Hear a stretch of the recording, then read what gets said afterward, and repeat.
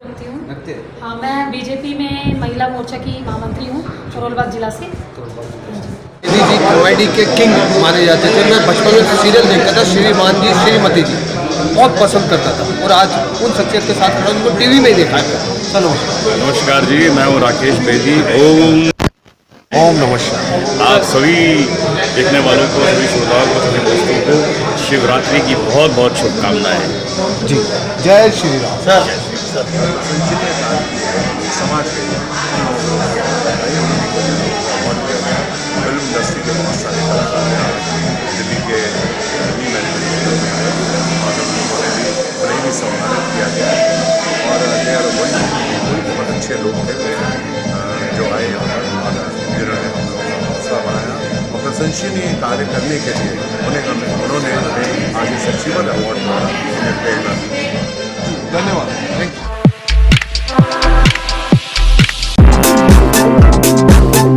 For information on the news around you, keep watching Face Talk YouTube channel. Subscribe to the latest news and press the bell icon. क्या में हमारे विचार आपके आप serial देखते थे बचपन में, दूरदर्शन में देखता था बचपन में हम लोग। बहुत चर्चित कलाकार और वो कलाकार जिसने अपनी कला से लोगों के दिल में एक जगह बनाई और वो जगह शायद आजीवन तक, जब तक सिनेमा रहेगा, जब तक नहीं भूलेगा। आइए आज के खास मेहमान से आपकी मुलाकात है। सर नमस्कार। नमस्कार। आज मेरी सौभाग्य की बात है, मैंने टीवी में देखा, उनके साथ खड़ा हूँ। फेस वार्ता के संस्थापक भारत शर्मा जी का मैं धन्यवाद करता हूँ। सर आप थोड़ा सा इंट्रोडक्शन आप लोगों ने चैनल में। मेरा नाम अभिनव चतुर्वेदी है।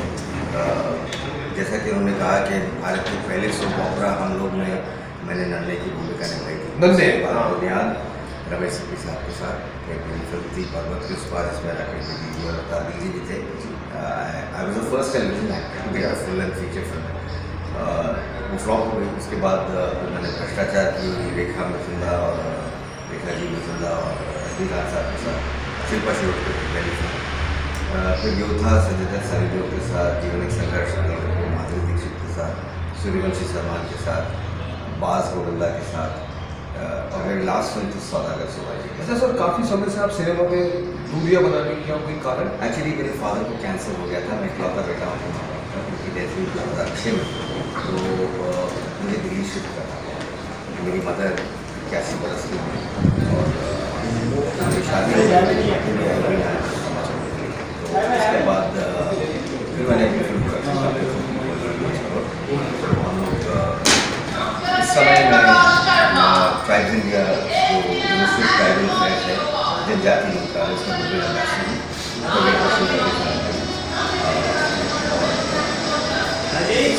ट्राइब्स इंडिया के जनजाति और मैं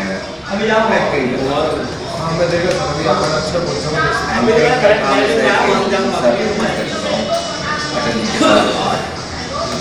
साहब के साथ एक मोहन सिंह के साथ, शीला जी के साथ आने कितने। तो अब नाटक कर रहा हूँ। हाँ कल आपका प्ले है हमारा गालिब इन न्यू दिल्ली, डॉक्टर एटी की मेडिकल कमानी और पहले गालिब इन न्यू दिल्ली है 4 दिन।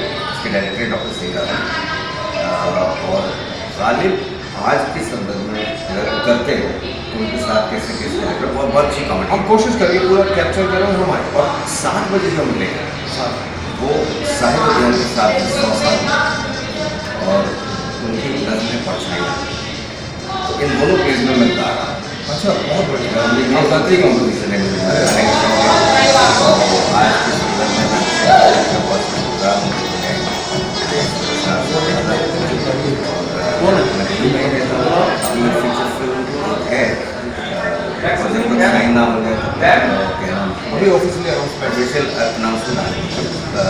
बट अच्छी स्टार्ट दिल्ली में उसकी शूटिंग है। देखिए आज कोई राजनीतिक बात नहीं होगी, सिर्फ एक मुद्दे की बात, छोटी सी बात। सर अगर आप शिवरात्रि आ रही है, शिवरात्रि की हार्दिक ढेर सारी शुभकामनाएं देते देशवासी को बड़ा चाहिए।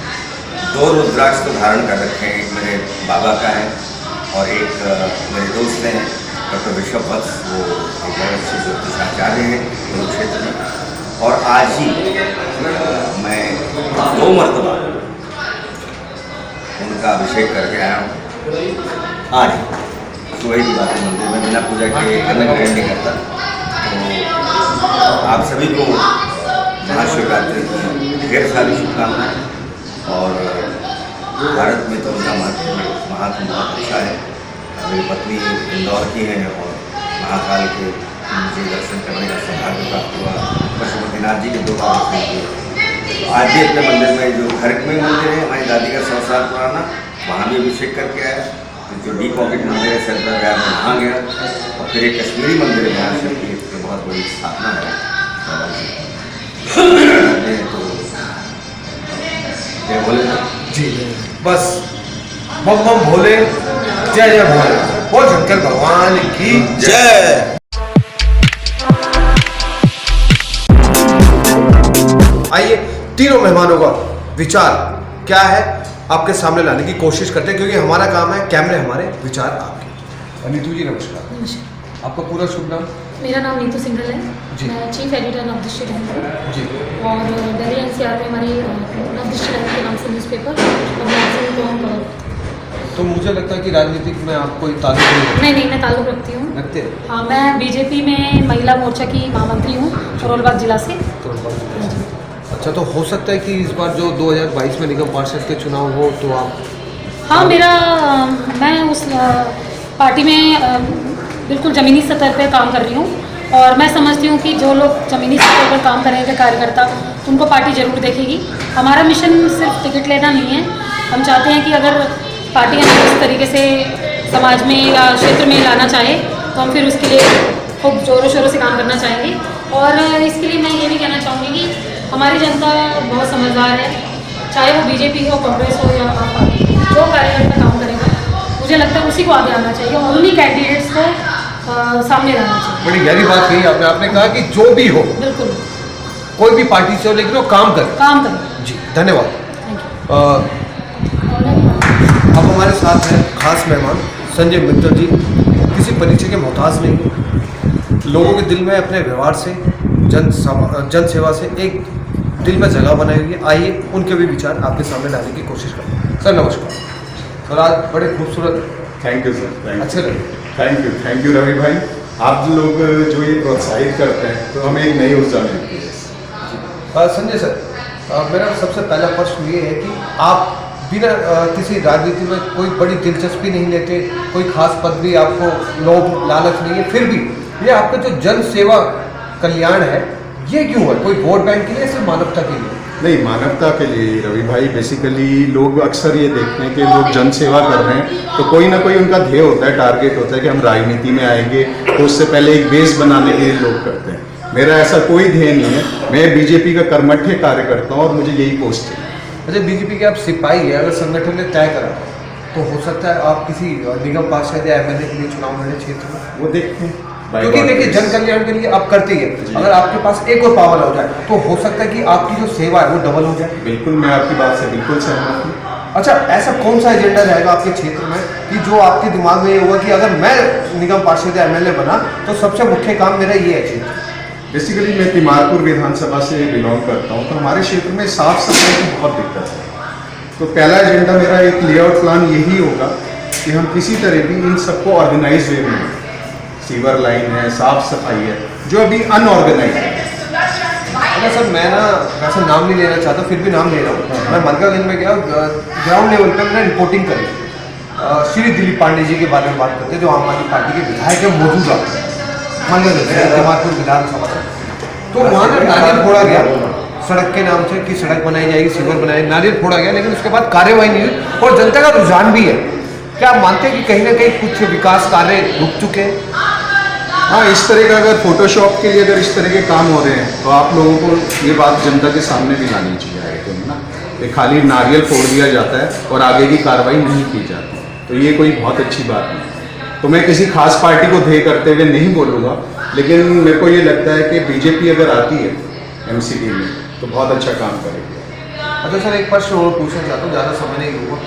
ये थोड़ा सा मैं हो सकता है कि आपको थोड़ा सा अटपटा सा प्रश्न है। नहीं मुझे कोई दिक्कत उपचुनाव में 5 उपचुनाव में 5 सीटों में से भारतीय जनता पार्टी की वैसे एक ही सीट थी लगभग, 4 सीटें तो पहले से ही आम आदमी पार्टी की, लेकिन भारतीय जनता पार्टी ने अपना खाता नहीं खोला। कहीं ना कहीं मानते हैं कुछ ना कुछ कहीं ना कहीं कमी है।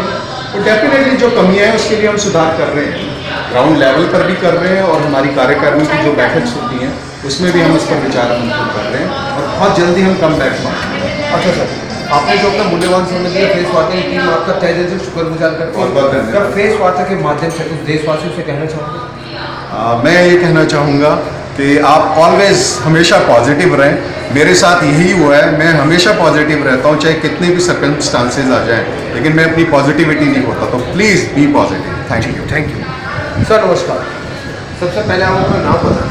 मेरा नाम सुभाष है, पैमा के फंड अध्यक्ष हूँ जी। और पैमा के नाम से मैं डिस्ट्रिक्ट करती हूँ। आपकी खूबसूरती का राज क्या पहले लक्ष्य? में भगवान को अच्छा सर, आप भी राजनीति में ताल्लुक रखते हैं? नहीं आप राजनीति में ताल्लुक। अच्छा चलिए, राजनीति में ताल्लुक नहीं करते, लेकिन आप एक व्यक्तिगत जो विचार दे दीजिए। हम दिल्ली में जाते हैं, क्या आप समझ रहे हैं किसके बारे में बात करूँ? मुख्यमंत्री केजरीवाल जी के बारे में बात करूँ। क्या आपके कार्यकाल से संतुष्ट है? वो कहते हैं कि 6 साल आपकी क्या है? ये फ्री बांटना, फ्री सामान देना, फ्री बिजली पानी से करता है। दिल्ली की राजनीति अच्छी है। अच्छा, तो माननीय प्रधानमंत्री नरेंद्र मोदी जी के कार्यकाल से संतुष्ट है? तो प्रधानमंत्री हाँ भाई, भारत देश का के लिए उनसे क्यों संतुष्ट? क्या खास वजह है? तो हिंदुत्व के लिए हम रोजा है, हिंदुत्व के लिए थोड़ा ध्यान रखते हैं, वो हमारा ध्यान। अच्छा चलिए, आज के खास मेहमान थे हमारे। एक नहीं 3 तीनों को विचार मिले और अभी संगठन तय करता है कि जो आज के मेहमान है हमारे संजय मित्तल जी, क्या ये जन सेवा के लिए चुनाव लड़ेंगे या नहीं लड़ेंगे, संगठन तय करेगा और जनता ही तय करेगी, जनता के ऊपर छोड़ते हैं। लेकिन मैं जाते जाते एक बात कहूँगा, ऐसी शख्सियत जो निस्वार्थ जन कल्याण करती है, जनता की सेवा करती है, बिना लोभ बिना लालच के, तो ऐसे प्रतिनिधि को चुनाव में आना चाहिए और जीतना चाहिए। और विकास, जाहिर सी बात है, ऐसे व्यक्ति एक अच्छी दिशा की तरफ ले जाते हैं और जब वो विकास करेंगे तो हम सब विकास करेंगे।